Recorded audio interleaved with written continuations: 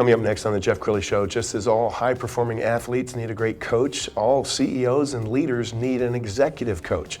We'll be talking to one next.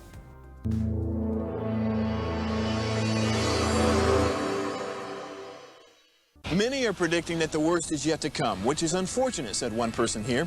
Until now, they've enjoyed the reputation of being the nation's icebox. Watched a burglar in his home this morning by webcam. As a journalist of over 25 years, stories are what make my world turn. Reporting live from the Dallas newsroom tonight, Jeff Crilley, Fox 4 News. But in 2008, I took the jump from my familiar life and started a PR firm from my home. We're talking about anyone with a camcorder like the one I'm using becomes a television network. We started slowly growing the company, and we now have over 100 clients, and we've branched into the world of live digital broadcasting. I now own 8 different TV studios and have a huge team, and the stories that I now get to share are sometimes the most important of my life.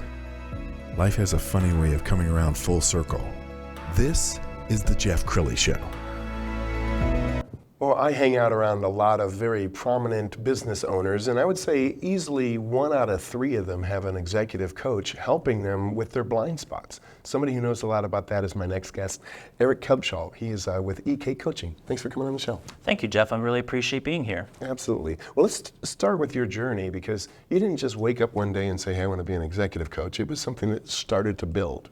You worked in corporate America. I did, yes. So I worked in corporate America for about 7 years, and a little bit before that. My journey started out from Boston, where I grew up in the area of New England, came down to Texas about 10 years ago, and then from there went to law school, decided it wasn't for me, and worked in insurance for 7 years. From there, it decided towards the end of that career, it was not for me. It was something that I didn't get a lot of passion from anymore. It was something that I wasn't seeing the direct benefit of what I was doing. And I knew that something that my skills were compassion, empathy, helping other people solve their problems, really getting that direct benefit. So this is where I say, where do I go from here?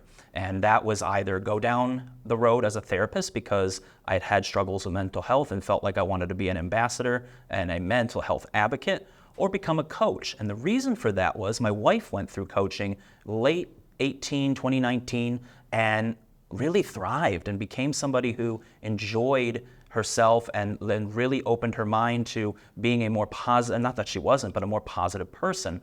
And so I said, well, let's give coaching a shot. So I took a year to build my practice, started on April 22nd, 2022, and started my coaching program that year as well. At that time, about halfway in there, say about June or July, I decided that a leadership and executive coach made sense for me. Leadership for sure. And the reason was my understanding of mental health really made sense for, when you're at your work 8 hours a day, 5 days a week, what is the number one thing that's going to affect your mental health? And it's going to be your manager. And so why not have a great manager who can play to your strengths, mitigate your weaknesses, and give you a spot where you actually want to come to work every single day? That was the driving force behind what I wanted to do. And I had great leaders that exemplified that. I had not so great leaders that could have used improvement. So that's where I saw myself. And then I built a practice around that. And here we are today. Eric has been very successful in the coaching arena. We're going to pull up his website. And as we scroll down the website, let's talk about the kinds of clients that you like to work with. Sure. So again, I like working with leaders and executives in a small business practice. So what that means is about 100 people or under. And I want to do that because everybody who has a say in the business or feels like they don't, they really do. You can understand in a 5-person organization, a 50-person organization, a 100-person organization, that you can actually make a difference. That when you show up in a good mood, everybody else can be affected by it. When you show up in a bad mood, everybody else can be affected by it. So working with leaders from who just started out on the front lines to middle management to upper management to executives in a small business practice is who I really try to work with. And as far as industry goes, I'm pretty agnostic, although I've done really well in the legal setting, excuse me. But I like to work with lawyers. I like to work with accountants, financial professionals, people who either have a license that they could potentially lose if they're down the line and having somebody else do the work for them as managers, or somebody who has a business, somebody who's put a lot of money into their business as the owner and has a lot at stake to try to trust others to do what they feel either they could have done better, or they have to learn to trust that they are not the experts in it anymore and that they have to now manage and lead the other person to get to where they need to go to be successful, as well as their business being successful. Sure, Eric, let's talk about one of your favorite success stories. Well, without naming names, of course, my favorite success story is probably going to be a client of mine under a law firm who, let's just say she's very confident, she's very good at what she does, and ultimately she just was looking to understand what leadership really meant. For her, a big thing was leadership versus management. And at the end of the day, she came to the conclusion on her own through the conversations we were having as a coach and coachee client that in order for her to be successful, others needed to be successful. That was the idea of leadership and the difference between that and management. We had that conversation earlier, but now it made more sense to her. And so that conversation really took off from how do I be successful? Others have to be successful, so her team needs to be successful. Now the conversation goes to how does the bigger team, how does the department become successful? And then from there, how do I think for the organization to be successful? Sure. Now, you also have a very popular podcast that you host with your wife, which I think is really cool. Let's go ahead and roll a clip. Really, your values are your guiding principles. Whether you're conscious or unconscious of your values, it doesn't matter. They're still influencing your decision, your behavior, the way you act every single day, and the way you expect other people to act or react. Those values are being constantly mirrored back to you in one way, shape, or form, whether they are actually being mirrored back to you, or you're looking for those in things, or they're not, and it's causing you frustration and anxiety and misalignment with your values, and you're feeling this sort of uneasiness. That's really cool. I'm obviously you have great rapport with your wife. What's it like to host the show with her? Now, I appreciate showing that. With my wife, we just click really, really well. And so having that conversation is like any other conversation we were having previously. That's why we did the podcast ultimately, is when we had our conversations walking our dogs or walking together or hanging around when nobody else is around, having conversations about my business or her work as a COO. Why don't we film this? Why don't we put this on a microphone? Why don't we have these conversations?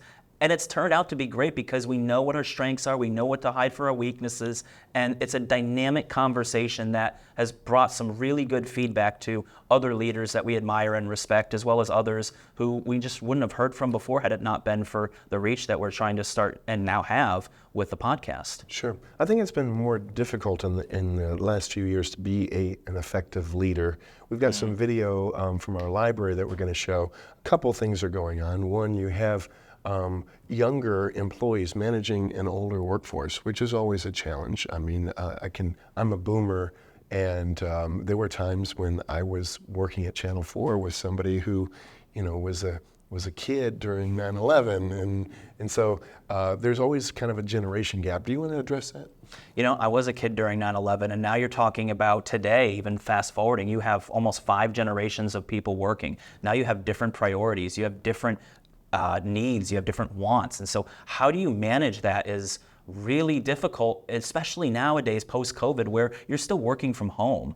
And so now you have to be more intentional about your conversations, not just who you're with, but understanding that if you are working at home, you have to intentionally call or go on Teams or Zoom or go on to chat to reach out to say, hey, how you doing? Hey, let's talk about this, what's going on? Having conversations about performance in a professional setting, but also having those human conversations, getting to know people one-on-one. Maybe it means going and meeting somebody for lunch if you're in the area. Maybe it means meeting them for coffee. Maybe it means meeting with your team more than once a month. Maybe it's once a week. But having those intentional conversations, as well as understanding that, as you said, as a baby boomer might be different from the conversations that happen with a millennial and now Gen Z. So, who needs what? Somebody might value experience more than they value a paycheck, maybe more value to loyalty to a company for a long time. You just got to understand that dynamic and bring yourself to the level that you are talking to your employee or your lateral peer or your boss on. Eric, talk about your coaching style. What's your style? My style tends to be direct. I am very passionate, so I like to champion my clients. I like to cheer them on, but I also like to be pretty direct. I like to challenge my clients. I like to be able to really say, hey, can I challenge you for a moment here? How would you feel about that? And really try to point out some things that may not be comfortable to hear. But that's ultimately where the breakthroughs come in, is understanding, hey, let's go through this tough situation that we just brought up and say, hey, I'm noticing this coming up. What do you see coming out of this? What is it costing you to have that belief? What is it costing you to do the approach that you're doing it? Those are where you see big, great changes, and you just live for it as a coach to hear, I never thought of that before. That's really interesting. So those are those kinds of moments that you live for, and that's ultimately my style, is being aggressive to an extent of, being conversational, but also being direct as well. Okay, Eric, if somebody's watching this saying, I think I just found my coach, the process, they come on the website, they make an appointment with you, how does that work? Absolutely. So if we want to work together, let's see if we're a good fit. Let's go to my website at coachwithek.com, and then there's a spot at the bottom where you're able to fill out an inquiry form for a consultation. The consultation is totally free, and you're able to have a conversation for about maybe 45 minutes or so with me, and let's see if we're a good fit for each other. If you're local in the DFW area, I'd be happy to meet you for coffee or lunch. If it's something you're more comfortable with virtually, let's do it virtually. But at least have the conversation with each other to see if you think I'm a good fit and I'm a good fit for you. And if that makes sense, then we'll have a conversation going forward about what that relationship looks like. Outstanding. Eric, thank you so much for coming on the show and sharing your wisdom. We're going to end with his website, which is once again coachwithek.com. The great Eric Kebschull. Thanks for coming on the show. Thank you so much, Jeff. I really appreciate it. You bet. That's it for now. We'll see you next time.